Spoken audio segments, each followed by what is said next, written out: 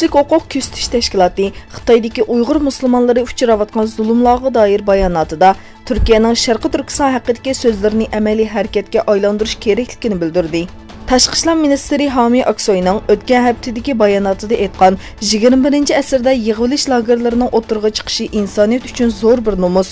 Xitoyning kishilik huquqqa hurmat qilishga va yig'ilish lagerlarini taqashga chaqiramiz degan so'zlarini eslab o'tgan kishilik huquq kuzatish tashkiloti Anqara endi bayonot e'lon qilishdan bekarak qo'ldagi barliq diplomatik imkonlarni qo'llanib harakatga o'tishi lozim dedi. Eron tashqi ishlar ministri Zarif Isroiliya bilan urush xavfining intayin yuqori ekanligini aytdi. Germaniyaning Myunxen shahrida o'tkazilgan xavfsizlik yig'inida so'z qilgan Zarif Isroiliya bilan urush xavfi nihoyat yuqori dedi. Saudiya Arabiston valiahd shahzodasi Muhammad bin Salman savdo, energiya, pul muomala qatorliq nurg'un sohalarga chetilgan Pokiston, Xitoy va Hindistonni o'z ichiga olgan Osiyo safariga chiqadi. Xitoy tashqi ishlar ministrligi tarafidan e'lon qilingan bayonotda shahzodaning kelasi chorshanba kuni Xitoyga yetib kelganligi hamda davlat raisi Shi Jinping va muavin raisi Han Jang bilan ko'rishadiganligi bildirildi.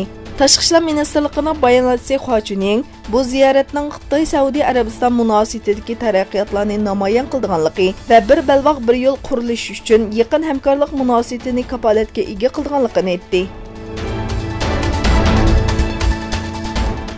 Belorussiya prezidenti Aleksandr Lukashenko davlatining zaminni Rossiya bilan birlashtirishga tayyor ekanligini bildirdi.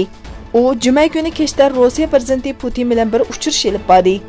Uchrashuvdan keyin ikki davlat raisi qisqa bir axborot e'lon qilish yig'ini ochdi. Har ikki taraf muhim bayonotlarni berdi.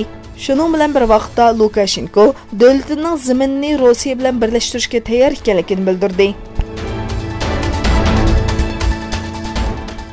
Myunxen xavfsizlik yig'inida islomiy so'zlarga norozilik bildirgan Sisi Turkiyani qoraladi.